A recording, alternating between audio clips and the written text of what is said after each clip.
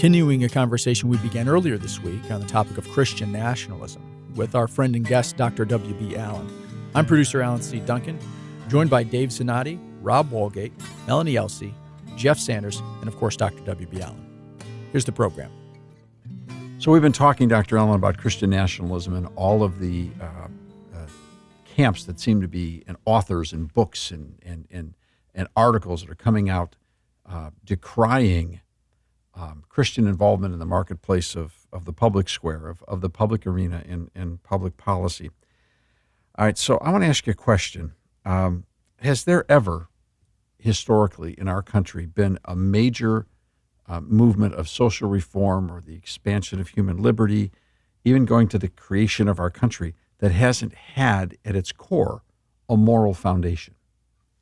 Typically, the great social movements grow out of great moral concerns, and great moral concerns tend to be shaped by religious belief.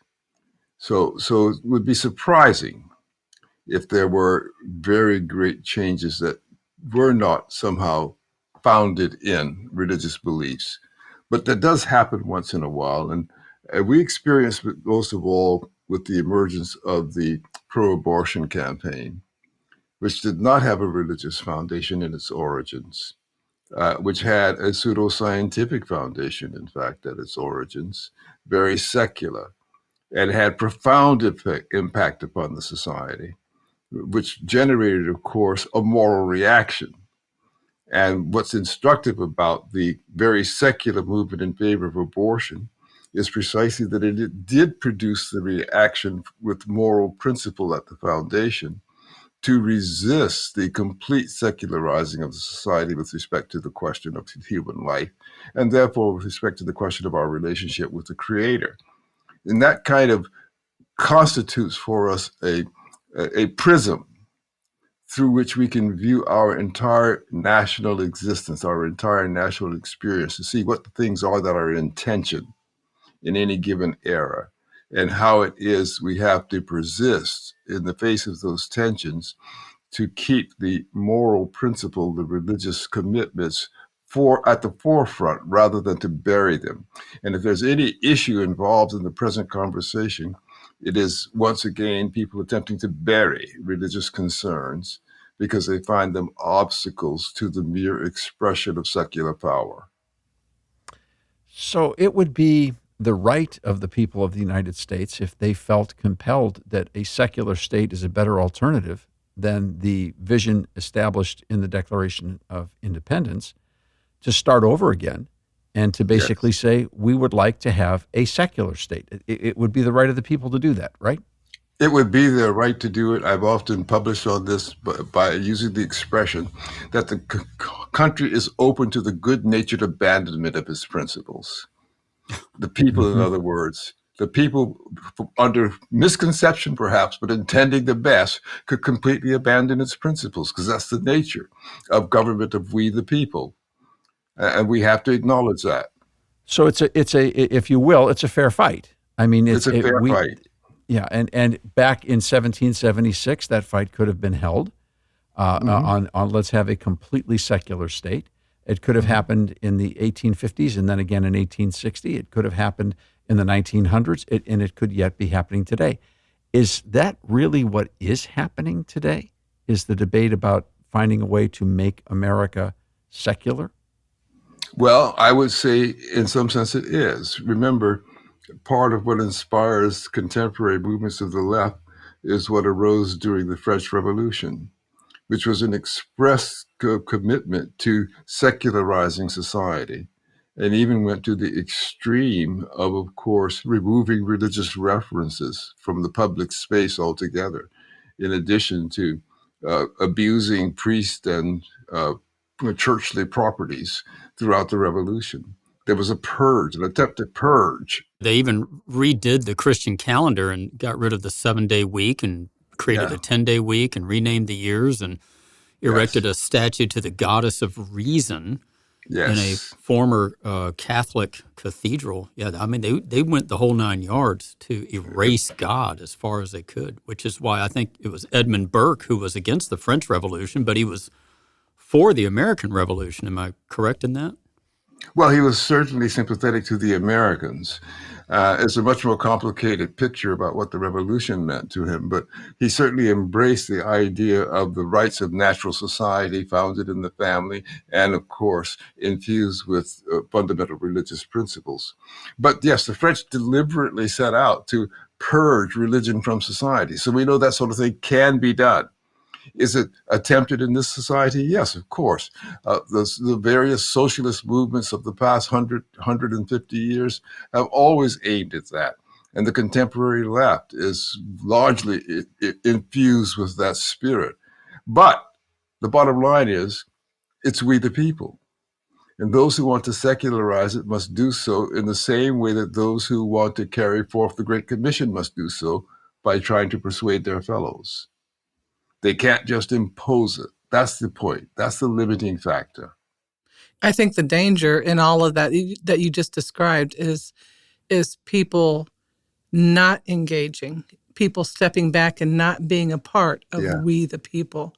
When they step back and say, I don't get involved in politics, I don't get involved in this and that, that accomplishes the directives of the left to secularize, because they don't want those who follow Christ to be involved. Well, and Dave, you mentioned this debate is a fair fight in a free society, and I agree, and I know what you mean. But is there a sense in which, with mainstream media being controlled and essentially monopolized in many ways, is this a fair fight? Do we have an opportunity to get our voices heard? I think it's becoming less fair. This is such an interesting question. I almost feel like we faced this somewhere before. I've seen it in a dream, where so many people quickly end up saying, but it's not a fair fight because their microphones and their budgets are bigger than ours. And I can sympathize with that. It feels like we're being overwhelmed, and it feels like they're all against us. Now, that's a whole nother question about psychological persuasion and what you really believe. And if you start with the scriptures and you start with history, then are we as outmanned and outgunned, to quote Hamilton, as it feels like we are? Now, the question that I'm trying to get to is, it's a fair fight because we could start over again as a secular society. We've pointed to one example, and that one example is the French Revolution. I can hear the associate and adjunct professors of the left all over the country popping off saying, oh, there they go again. Their answer to everything is Robespierre and the Reign of Terror. Next thing you know, they'll be talking about Napoleon. All right. But Doc, isn't that legitimate? I mean, that is the one. Now, we do have another more recent model that lasted for 70 years. It's called the Soviet Union. Yeah, I jumped to Lenin and Stalin, actually. Actually, I don't. The reason I don't invoke them is because we can't say the people adopted it. Oh, right. It was definitely imposed tyrannically, despotically. Mm-hmm. If in France of the late 18th century, the people were involved in making a choice, and that's the model that we're confronted with. But let me say this, for those who wonder if perhaps it's a fair fight or not, because technological means certainly give the mass media, the mainstream media, what looks like a monopoly of the expression of opinion. But there's a dimension of this that we haven't properly appreciated yet. And that dimension has to do with the fact that a lot of these major communications outlets are beginning to resemble the old pneumatic tube era in large department stores. You all are too young to remember this, but you used to speak from one floor to the other through a pneumatic tube. I remember. Which meant no matter what you were saying or how loud you were saying it, only one person heard it at the other end of the tube. Now there's a dimension of that in our modern technology for one simple reason. The subscription racket is exploding. Mm-hmm. Because the people in the media want to make their money get a penny at a time. And what they're actually doing is closing the channels through their subscription models. And they're not having as widespread impact as they otherwise would have on a broadcast model. And so, to some extent, we can watch them make themselves extinct because of their greed.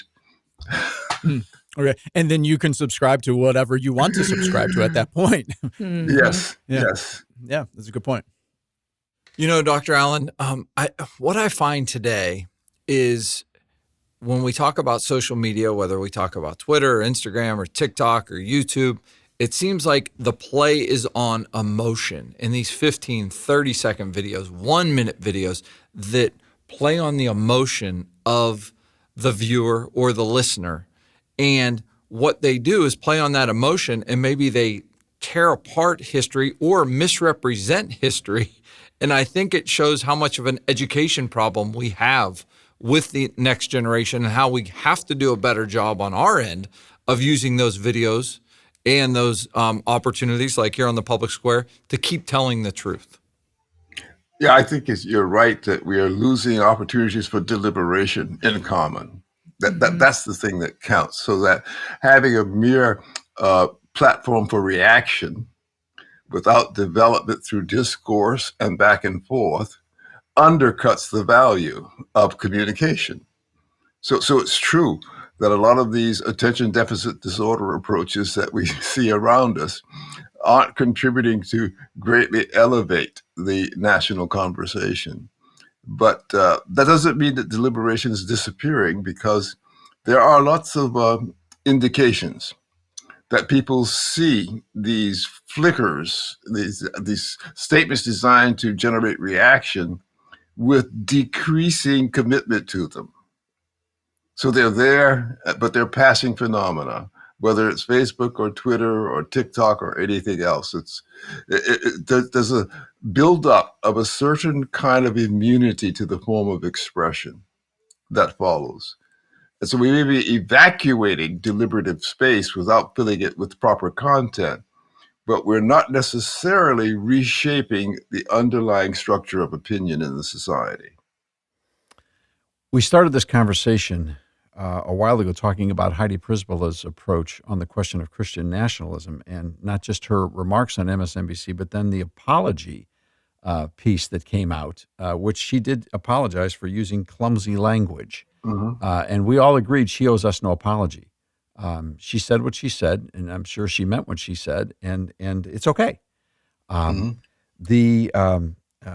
She says some other things, though. She says people who don't like the coverage, talking about her reporting, will sometimes complain that this represents bias against religion, but this simply is not the case. Those who complain must recognize that in a pluralistic society, people on the other side of the policy debates have religious or idealistic convictions every bit as sincere as their own. Neither side should try to assert that they have unique insight to represent God's will, or that the other side is in opposition to that will. Okay, first off, pluralism. I don't think you and I have ever talked about pluralism. What do they mean by that? Well, first of all, balance the statement she just made and see the internal contradiction. Everybody has a right to sincerely held religious opinion. Therefore, nobody has a right to question anybody's sincerely held religious opinion. Well, how can you have a right to a sincerely held religious opinion at the same time as denying the right to question somebody else's sincerely held religious opinion? That's a contradiction in terms.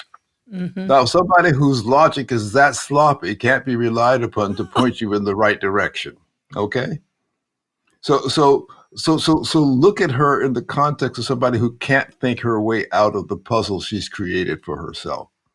Okay. Rather than taking her puzzle and erecting it into an obstacle for us. And how about the word pluralism? The word pluralism is a perfectly sound word in ordinary genre, ordinary context. Pluralism simply means there are a multitude of things that one can take into account, period.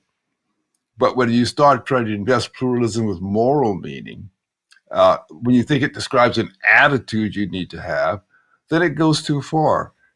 Let me continue with her apology article, and she turns to Abraham Lincoln. She says, I'm a reporter and not a historian or theologian, but most Americans will recall that precisely those questions echoed in America's greatest internal conflict.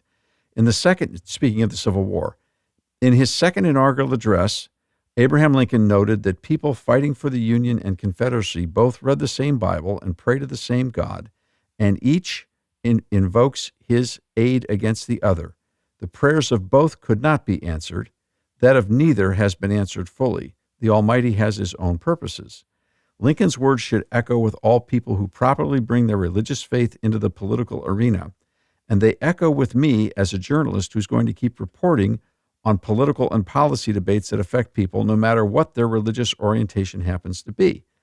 Well, that's a great attempt at a moral landing, but does it make sense? Well, but what does she do?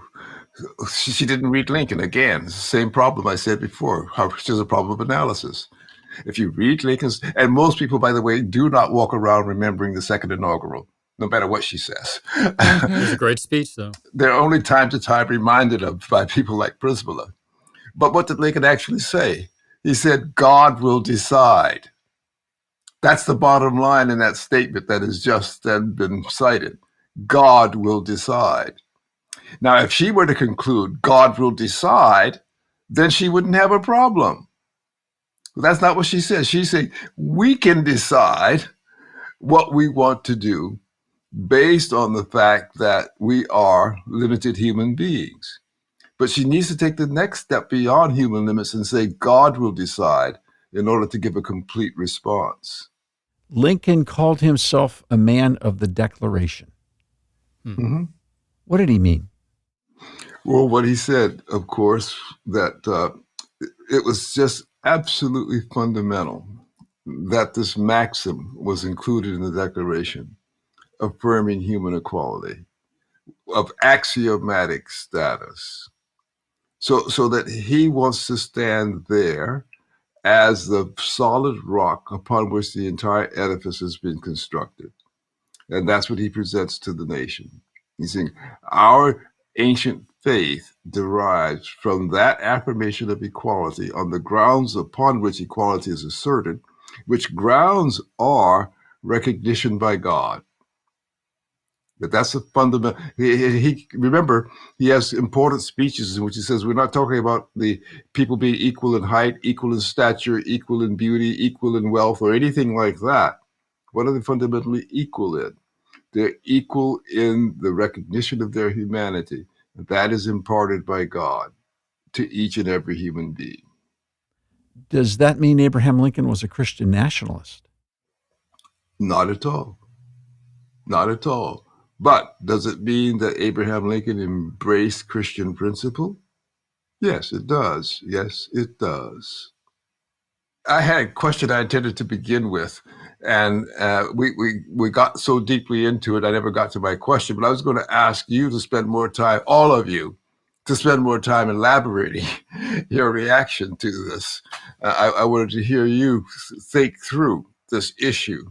Share with me how you reacted to this and what are the concerns that you think ought to be brought to the front of our minds in dealing with it. I noticed that when she brings up Abraham Lincoln, Lincoln never says that you cannot bring your religion into the public square, even in the quote that she uses. And she seems to be on the side of saying, don't you dare bring your Christian views into the public square. And yet she invokes Abraham Lincoln, who cites biblical passages throughout his public speeches. And, it's okay to have your little religion, but so long as it doesn't conflict with whatever I think, seems to be the message that she's taken out there. Alan, your turn. Well, it seems to me that there are certain socially acceptable ways to bring one's Christian faith into the marketplace. We were mentioning this a little bit during staff. So the civil rights movement, we look back fondly on the work of Dr. King and other civil rights activists as acknowledging that they brought that to the forefront through their Christian faith. Abolition movement, and other movements. So those are fine, and I'm glad that they are. But the moment that you step outside of that, if you want to start talking about unborn life, that's when, the powers that be, so to speak, in some of these places start to descend upon you. Yes, that's when it's not okay to bring your Christian faith into the marketplace. As I watched, I knew no one was going to say it on the panel, but I do think it would have been an interesting discussion had the conversation shifted to, I know she was talking about Christian nationalists, if they would have brought up a different religion and maybe say, what do you think of those that feel how they feel about Sharia law? What do you say to a Muslim population that feel that should override some of the laws we have in this country? I think Christians have become easy targets. I knew it wouldn't go that direction, but deep down I was hoping maybe someone would bring that up on that panel. I just had a sense of sadness as I was reading everything that she wrote, and even her response in the non-apology apology that was written, because I think she's a product of the educational system, where there really isn't an understanding. When she talks about freedom of worship, for example, when the Constitution doesn't even mention freedom of worship, we haven't been good stewards with how we have educate our children. I'd like to come back to Rob's point of question, because I saw the same thing, Rob, is when you think about the intensity of the current battle regarding American foreign policy, regarding Israel and Gaza and all of the Palestinian connections in that regard, and the nations in that part of the world. And you see two groups of people who are basically working from religious platforms. Now, they're talking about secular questions, but there's no question that the Jewish state comes from the Judaic tradition, and that their opponents come from a Muslim tradition, and that their opposition goes far beyond control of lands. So would they be considered Jewish nationalists and Muslim nationalists? And should they have no part in the American policy debate because they bring their faith with them? I thought, is Dr. Allen, is that a fair question? Oh, totally fair question. And also a distinction that's important to make, because not every religion is capable of being, I'll state this differently. There are some religions that are only national. I'll put it that way. And it's not clear that Islam isn't one of them. And that's a distinction between Christianity and certain other religions. And so when you speak of Christian nationalism, you're really trying to resolve Christianity into any of the multitude of plural religions in the world. Mm-hmm. But to expound for our listeners, in essence, what you're saying is where there is no separation of church and state, such as the question of Islam and Sharia law, in essence, it is a state-based faith, and it is operating here in the United States, and it is operating inside our Congress, inside the world of foreign policy, inside states and municipalities. Is if the people that are objecting to Christian nationalism, if they were to have their way in a completely secular state, would the Muslims have to leave? Precisely. Because Islam is clearly a national religion in the sense that it is both developed, evolved, imposed through national force. It began with conversion by arms, remember. And so by subjugating people, Islam grows out of the subjugation of populations. That makes it a national expression. That is not how Christianity grew. You know, when people come to visit us at the American Mission Center, I hope that they will walk out with two books. We don't force the books on anyone, but I hope they'll walk out with at least two. And oftentimes reporters who come to us, we have no idea what their religious affiliation or lack thereof, will come and visit with us, and we'll do lengthy interviews and backgrounds. Most of what we talk about to American media never reaches the headlines. It's background for a reason, because they know we have a reservoir of 44 years of experience in law and in policy, and they're asking what's help us fill in the blanks. But on occasion, someone will come in and say, well, what is it that you people want? At which point in time, we'll hand them a little book that contains the Declaration of Independence and the Constitution. And we say, this is what we want. And we've dedicated our lives to serve for the simple motivation of love of neighbor as ourselves. Yes. And they say, well, then why do you feel that? And we hand them the second book, which is Jesus, his story. Oh, yes. This is why. Because God came to earth. Now, you don't have to believe that, but I challenge you to read this book and see if, in fact, you can disprove the testimony of those who saw him. Mm-hmm. So that's how we approach this. Now, does that make us Christian nationalists? I don't know. I just thought we were being Americans. Yeah, certainly you were, but also just being Christian. Yeah. Because remember, if you were forced to emigrate from the United States, you would still be a Christian, but you would no longer be an American. Our thanks to Dr. W.B. Allen for joining us again on The Public Square. Such a great conversation.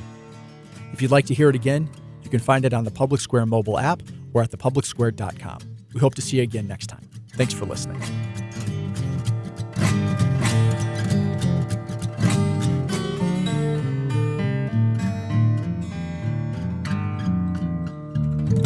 The Public Square is a broadcast service of the American Policy Roundtable.